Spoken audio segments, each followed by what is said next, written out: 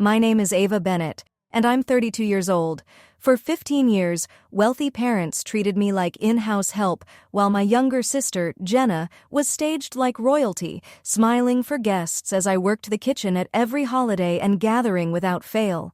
Last Christmas Eve, when my mother demanded I cook for 25 of Jenna's VIP friends with 24 hours notice, something finally snapped, and what followed didn't just change our family dynamic, it exposed a secret that left everyone, including a Fortune 500 CEO, completely speechless. Before getting into how I went from the family maid to the daughter my parents would later beg for forgiveness, take a moment to like and subscribe, only if stories about justice landing squarely are genuinely your thing, and tell me where you're watching from and what time it is. The comments are always read. Now, back to that December evening when the hinge turned.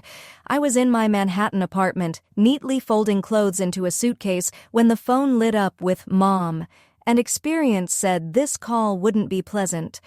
In our Connecticut house, the Christmas decor sparkled on every surface because I had hung those lights every single year since I was 17. "Ava, cancel whatever silly plans you have for tomorrow," my mother, Evelyn, commanded without a hello, voice sharpened to leave no room for dissent. I kept folding my blazer and asked what was happening. "Tomorrow," and she said Jenna was hosting her networking group for Christmas Eve dinner, 25 guests, including executives from Pinnacle Hospitality, then paused long enough to smirk through the line and said I'd need to arrive by noon to cook 7 mains and 10 sides. The menu's already planned. My fingers tightened around the phone. Jenna's networking group, of course. My sister works in PR and never misses a chance to advertise her connections. When I said "Mom," she cut me off. My sister was making important connections that benefit this family, and I should be grateful to help, since, as she added, it's not like I had anything else going on.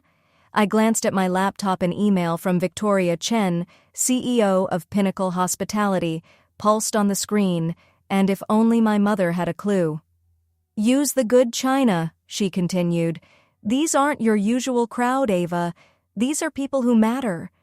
Then she said she would text the menu, and not to embarrass them. The line went dead. I looked down at my plane ticket to Florida, departure 8 p.m. the next day, and felt the calm that comes after 15 years of learning the difference between their emergency and my priority. Memories rose bitter as tidewater. 15 years of being invisible except when needed. Every Thanksgiving since 17, Ava will handle the cooking while Jenna entertains our guests. Every Christmas, Ava's between jobs again, but at least she's useful in the kitchen. Every party where Jenna was introduced as our successful daughter in public relations, and I was reduced to, "Ava's here too, she's helping." The last one had been worse. Jenna's engagement party at the country club with 200 guests. I spent 14 hours on appetizers while Jenna held court in a $3,000 dress our parents bought her. When someone asked what I did, my mother actually laughed. "Ava doesn't have Jenna's social skills, but she cooks well." I walked to the closet and pulled out a second suitcase. Inside a leather folder was the contract that would change everything. My company's name, Stellar Events, gleamed in gold at the top. A name chosen carefully to exclude Bennett, and for 5 years I had built the company in silence to 50 employees across 3 locations, a client list of luxury resorts and Fortune 500 firms. And tomorrow, while my family expected me to slave over a stove, I had a meeting to secure a $2 million contract. A buzz Jenna. "Mom says you're cooking tomorrow. Don't screw it up. Important people will be there." I looked at my plane ticket again. Flight 447 to Fort Lauderdale, 8 p.m., and whispered, "Not this time." For once, they would have to figure it out themselves. I had a plane to catch. 2 flashing signs had shown me exactly where I stood, signs I'd ignored too long. First, their introductions.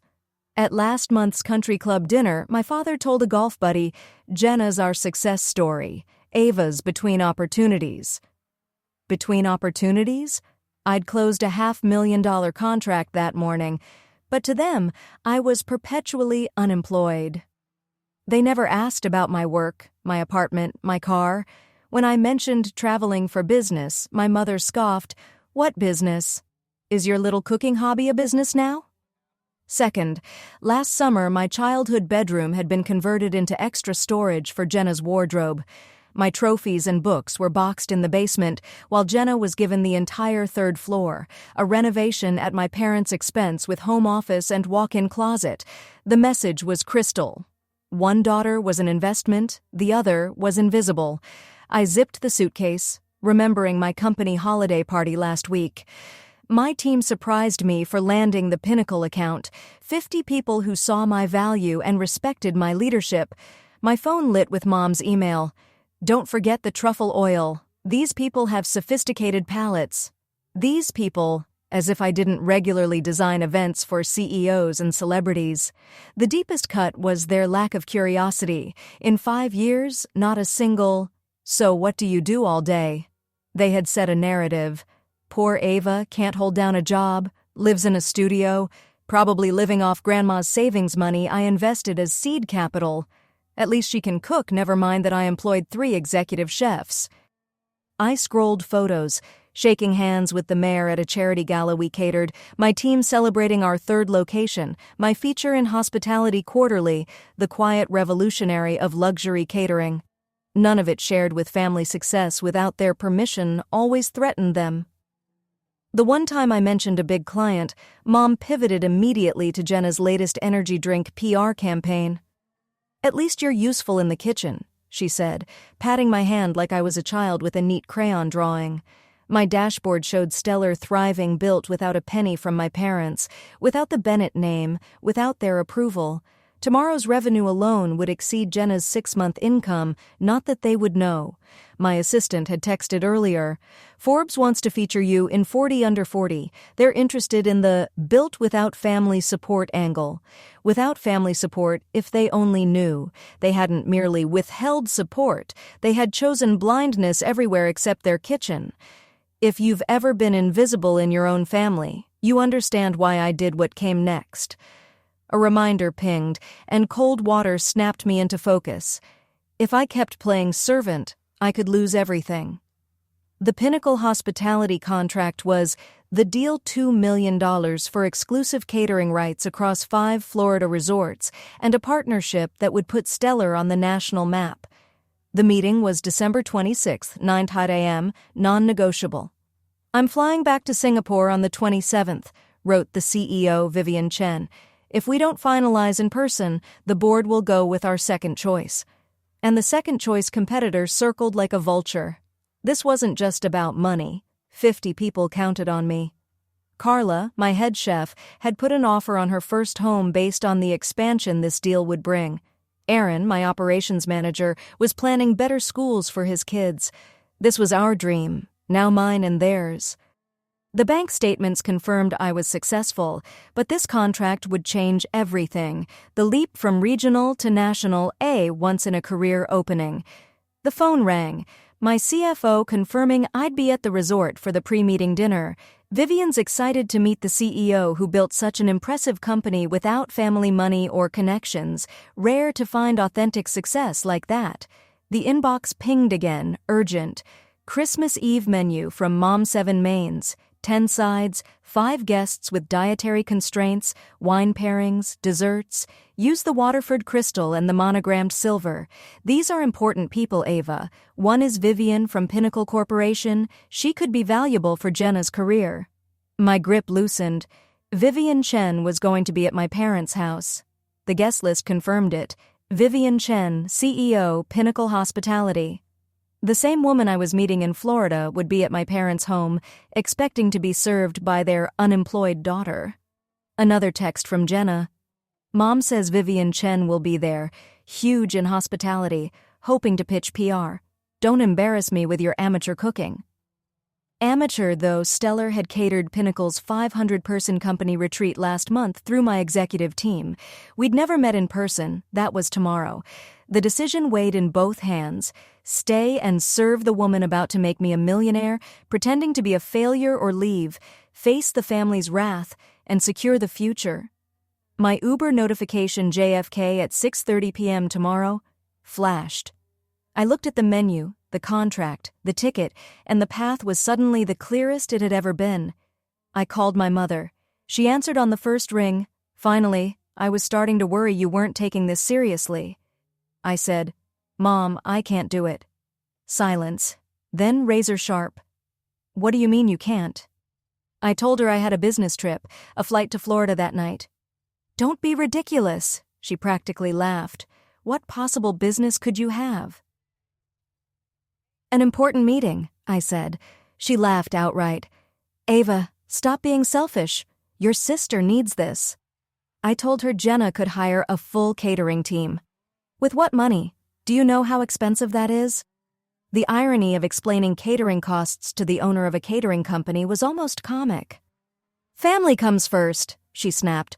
"Or are you too selfish to understand that?" "I understand perfectly," I said. "Family comes first when you need something from me." "How dare you?" she shot back. "When's the last time you asked about my life?"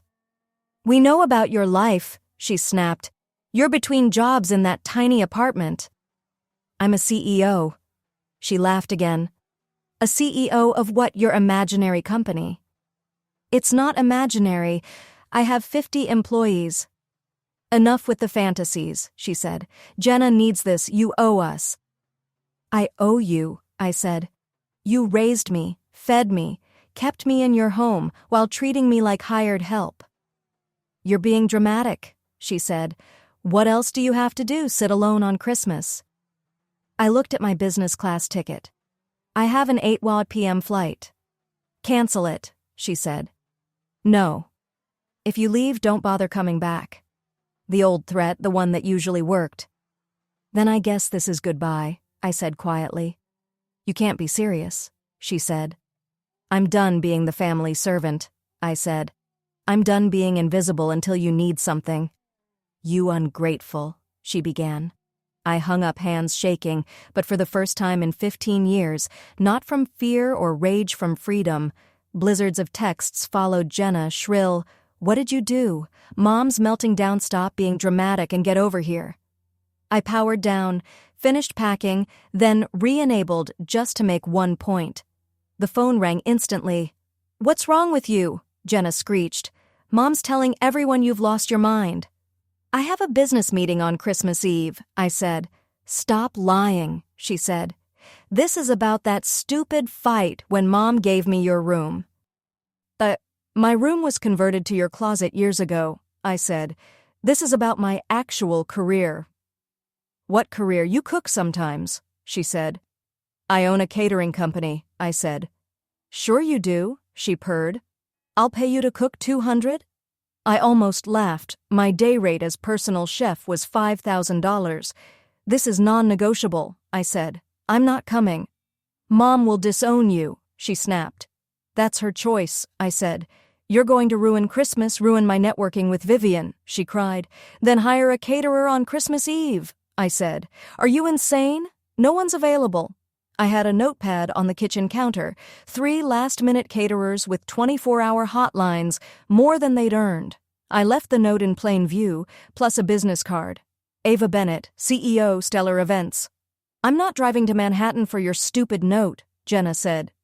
"Then Google emergency catering services," I said. "You're being selfish," she said. "I'm being professional," I said. "My business requires travel." "What business?" she screamed. Another Uber notification. "Driver in 2 hours." "I have to go," I said. "If you do this, you're dead to us," she spat. "I'm already invisible to you. What's the difference?" I hung up and killed the phone. On the counter, the caterer list and my card if they came by. They wouldn't. At least I'd tried. At 8:07 p.m., the plane lifted off from JFK and I exhaled. Connecticut blurred beneath somewhere. My mother was dialing every relative to paint me as the ungrateful daughter who abandoned family on Christmas. I opened the Pinnacle Contract Clause. 15.3 required CEO presence at strategic sessions. Vivian insisted she only worked with founders who were hands-on. 17 emails from her team confirmed the schedule. Pre-meeting dinner at 7 p.m., formal presentation at 9 a.m. on the 26th, contract signing immediately after board approval. "Looking forward to finally meeting you in person, Ava," Vivian had written. I've followed Stellar's growth for 2 years. Your reputation precedes you. A text from my PR manager. Forbes piece runs Deck 27. They've moved you to the cover. The cover, my photo, composed and confident, the opposite of the invisible daughter my family kept performing. The draft detailed everything: how I started with $5,000 saved from waiting tables, how I built the company without investors, how I chose not to leverage my family's name. Another email. Vivian again. I'll be running late to tomorrow's dinner, coming straight from a social obligation in Connecticut. Hope that's all right. Connecticut. She was at my parents' house right then, likely wondering where the promised dinner was. Should Forbes mention family background? My assistant asked. They're focused on built from scratch without family support. Tell them the article runs after midnight on the 26th, I typed. Perfect timing. By the time my family learned who I really was, the contract would be signed and the news public. The suite at Pinnacle Resort overlooked the Atlantic champagne on ice with a handwritten note, "Welcome, Ms. Bennett, looking forward to our partnership. Vivian Chen." 47 missed calls from Mom, 18 from Jenna, 3 from my usually silent father, voicemails deleted without listening. Then the proof that made me smile, PR, sent the final Forbes cover proof with a note. They've moved you to the cover story on every stand, December 27th. My inbox lit again. Vivian. Arriving late from a Connecticut dinner, see you tomorrow. My assistant. Reporter asks if you'll include family reaction. Tell them. My family will find out when everyone else does, I replied. That's cold, boss, she wrote. I love it. Waves hammered the shore outside the window. 12 hours to sign the biggest deal of my career, 36 hours until my face hit every newsstand. Sometimes the best revenge isn't revenge, it's success they never saw coming. While I slept peacefully in Florida, Connecticut unraveled. The texts the next morning confirmed the disaster. By 6 p.m. Christmas Eve, my mother realized I wasn't coming.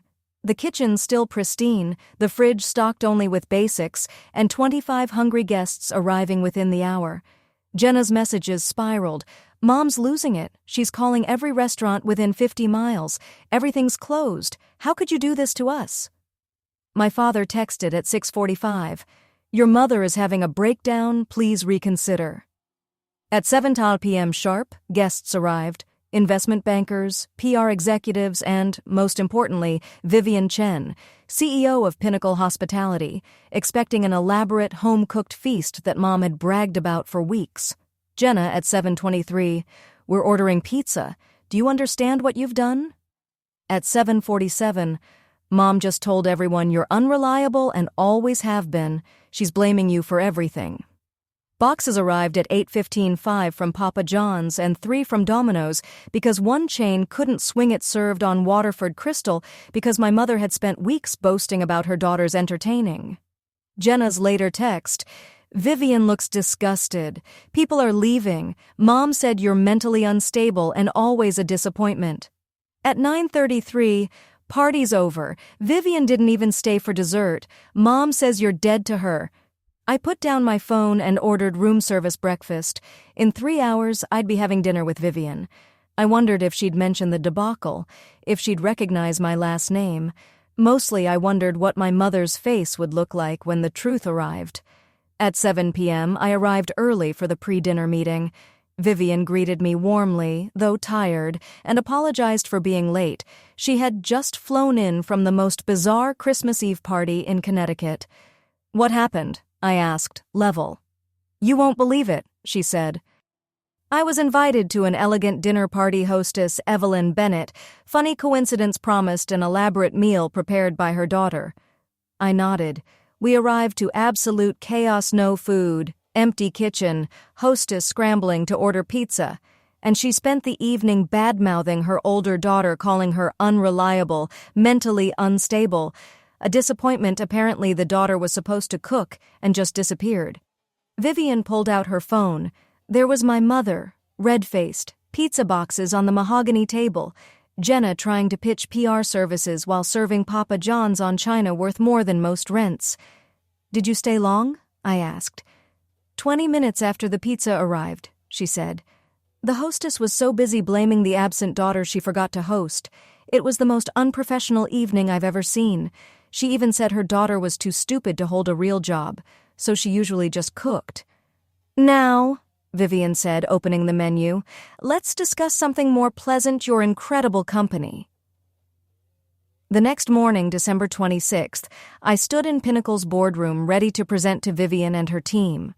The contract lay on the table. The presentation was flawless. Everything was on rails until Vivian's assistant entered with an iPad. "Ms. Chen, you need to see this. A photo from that Connecticut party is going viral on LinkedIn." Vivian's expression shifted, curiosity to confusion to shock. She looked at me, then the screen, then me again. "Ava," she said slowly, "this photo from the Bennett house in Connecticut, is this you?" It was a family photo from our wall last Thanksgiving, me in the background, barely visible, while Jenna posed front and center with our parents. "Yes," I said. "So Evelyn Bennett is your mother," she said. "Yes," I said. The room went silent. Legal counsel laid down his pen. "The woman who called you unreliable and unemployable is your mother," she said. "Yes," I said. "You were supposed to cook that dinner," Vivian said, "the one that turned into pizza." "I was," I said, "but I was here meeting you. I chose my business over being treated like a servant." Vivian's face sharpened. She scrolled. "Your mother said you don't have a job, that you're a failure who can only cook." "She doesn't know about Stellar Events," I said. "Your own mother doesn't know you're a CEO," she said. "She never asked," I said. "Let me understand," she said. "Your family has no idea you run one of the most successful catering companies on the East Coast?" "None," I said. "They don't know about your 50 employees, your 3 locations, this $2 million contract?" "They think I'm unemployed and live in a studio," I said. Vivian's business partner Daniel spoke up. "Sorry, clarification. The woman serving pizza on Waterford Crystal has no idea her daughter could have catered that entire event 5-star? She's never asked what I do," I said. "She assumes I'm a failure." Vivian laughed, real laughter. "She spent the entire evening complaining about her disappointment of a daughter, and that daughter is you, the CEO I've been trying to partner with for 2 years. She turned to her team. "Gentlemen, I think we're about to sign the most interesting contract of our careers." She Googled my name. First result, Hospitality Quarterly Feature. Second, James Beard Award nomination. Third, Wall Street Journal profile on women entrepreneurs. "Your family doesn't know any of this?" she asked. Before I could answer, her assistant burst back in. "Forbes just announced their 40 under 40 cover story for tomorrow." It hit the big screen, my headshot, headline, "From Invisible to Invaluable, How Ava Bennett Built a Catering Empire Without a Dollar of Family Money." Vivian read the preview. Bennett, 32, built Stellar Events from a $5,000 investment into a multi-million-dollar enterprise, deliberately avoiding any family connections. "This goes live at midnight?" she asked. "Yes," I said. "Your family still doesn't know," she said. "They will when everyone else does," I said. Daniel whistled low. "Your mother is about to see her unemployed daughter on the cover of Forbes." Vivian stood. "I need to make a phone call." Through the glass, she spoke animatedly, then returned wearing a strange smile. "I just called Evelyn," she said. My heart dropped. "You what?" "I told her I was very disappointed in last night's event and would be taking my business elsewhere," she said. "She begged me to reconsider, said it was all her older daughter's fault." "Vivian?" I began. Then I told her we'd just signed a $2 million contract with the most talented entrepreneur I know, she said. She asked who, and I said, "Your daughter, Ava Bennett, CEO of Stellar Events." Silence. The sound she made, Vivian added, was like the air left her lungs, and then she hung up. My phone, set to silent, showed 47 missed calls in 3 minutes, all from Mom. Vivian extended her hand. "Ms. Bennett, let's sign this contract." My signature hit the $2 million deal as my father's text landed. "Your mother just fainted. What the hell is Stellar Events?" Champagne poured. My phone buzzed nonstop. When I finally excused myself to check messages, the theme was consistent.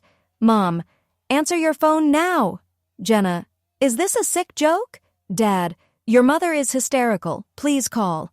Jenna, Vivian told everyone you're a CEO. Mom says you're cruel pretending to be successful to humiliate us. Back in the boardroom, Vivian's eyes glinted.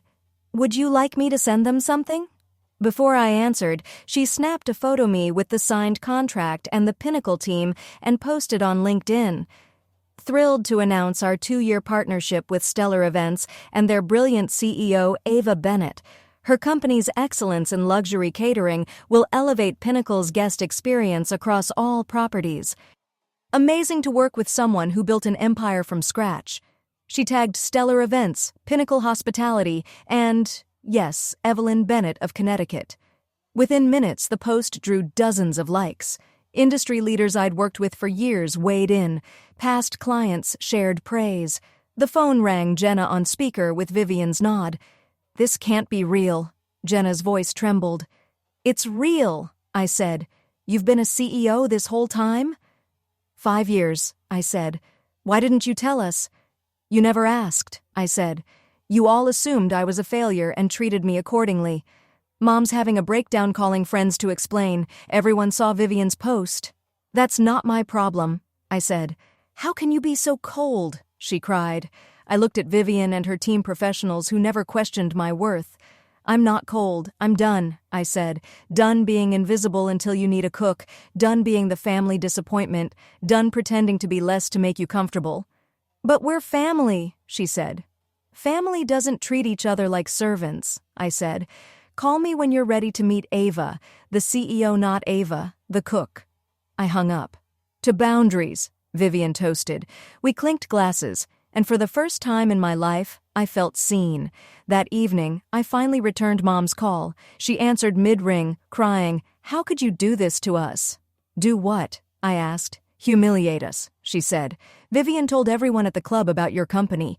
People are calling to ask why we didn't know our own daughter was successful. You never asked about my life, I said. We knew you cooked sometimes, she said. You assumed I was a failure for 5 years. You introduced me as unemployed.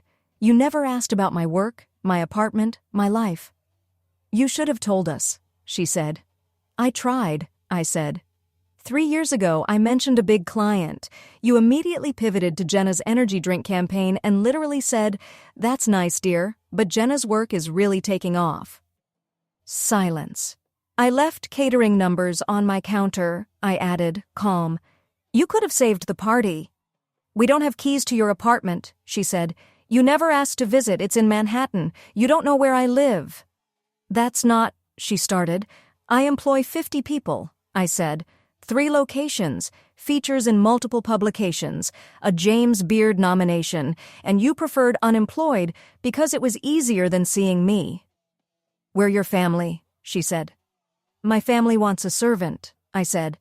My business needs a CEO. I chose my business. This is spite, she said. It's self-respect, I said. I built something without any of you, no money, no connections, not even belief. What do you want? She asked. Nothing, I said. That's the point. For the first time, I need nothing from you. You told Forbes about us? She asked. I told Forbes my truth, I said. If that embarrasses you, maybe ask why. My father's voice in the background. Evelyn, maybe we should listen. I'm done listening, she snapped. You've destroyed this family, she said. No, I said. I finally built my own life. Call when you're ready to be part of it, as equals, not master and servant. I hung up, lighter than I'd felt in years.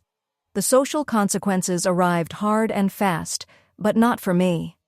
Within 48 hours of Vivian's LinkedIn post, my family's curated image collapsed. The country club gossip mill sprinted. Jenna's texts told the tale. Pinnacle canceled our PR contract. Vivian says they don't work with people who lack family values, a $500,000 annual loss.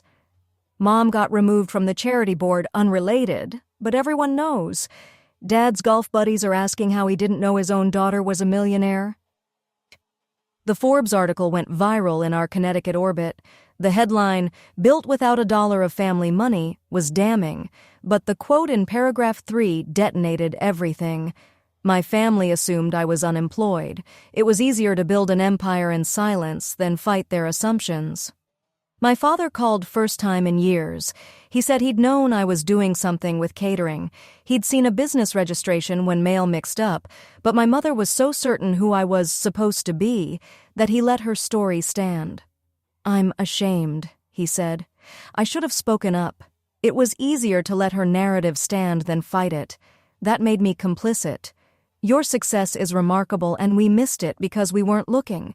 He added, "That pizza disaster is already country club legend Evelyn serving Papa John's on Waterford Crystal while her CEO daughter signs million-dollar deals."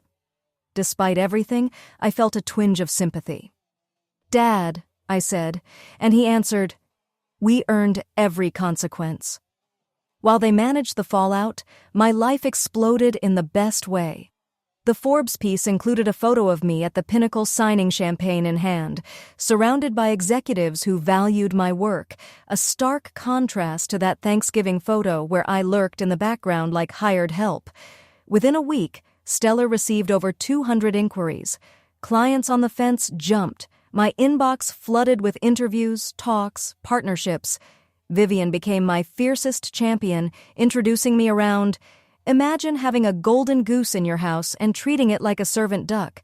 3 contracts from her network alone totaled $10 million. I hired 20 more people, promoted Carla to executive chef and Aaron to COO. "You built this for overlooked people," Carla said in an expansion meeting. "Half of us were told we'd never amount to anything." She was right. I'd unconsciously hired people like me, talent overlooked and underestimated. Food Network called about a documentary working title, "Invisible to Invaluable, The Ava Bennett Story." The best invitation came from Cornell's School of Hotel Administration My Dream School topic, "Building Success Without Permission, Creating Your Own Path in Hospitality." As I reviewed notes, a text arrived from my mother. "We need to talk, please." I stared at it, archived it, and returned to planning the future. Success is the best response to disrespect, but boundaries are the greatest gift I've given myself. 3 months later, we agreed to meet neutral ground, a quiet Manhattan restaurant, My Turf. They looked smaller, my mother without her imperious edge, Jenna without her smugness, my father older. "Before anyone speaks," I said, placing a single sheet before them, "my terms." They leaned in. 1. Equal respect or no contact. 2. No more servant treatment ever. 3. Public acknowledgement of my success. 4. Genuine apology, not just words. 5. Therapy, family, and individual. Non-negotiable, I said. I'll be your daughter, not your servant, your sister, not your staff. My mother's eyes welled. We've lost everything, my reputation, Jenna's clients. That's not my responsibility, I said. We know, my father said. We're not here to blame you, we're asking for a second chance. Jenna spoke quietly. I was jealous. Mom made me feel special by making you small. I see how sick that was. I'm in therapy. The therapist says we created a system where someone had to be the scapegoat, and you were assigned that role before you could even fight it. My mother reached across the table but didn't touch my hand. I'm sorry, 15 years of blindness, she said. I turned you into a servant because I couldn't bear that you might be more successful than the life I planned for you.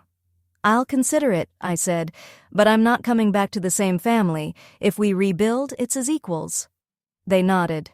And Mom, if you ever want Stellar to cater, you pay full price. For the first time in months, she smiled faintly.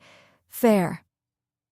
6 months later, I hosted my first family dinner in my own apartment, the 2-bedroom with a Central Park view they never knew existed. My team catered, the line I would never cross again. I don't cook for family gatherings. As my parents and Jenna sat at my table, being served by employees who call me boss, the role reversal wasn't lost on anyone. But it wasn't about revenge. It was about truth. Let me be clear, I said, raising a glass. Success doesn't need permission. Self-worth doesn't need validation. Respect is non-negotiable. My mother nodded, 4 months into therapy and publicly apologetic at the club. It didn't fix her reputation, but it began to repair us. Jenna's firm pivoted. She asked humbly if Stellar would consider her PR. "Submit a proposal like everyone else," I said. She did, and it was good. We considered it.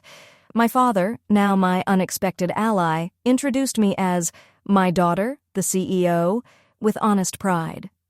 The biggest change was in me.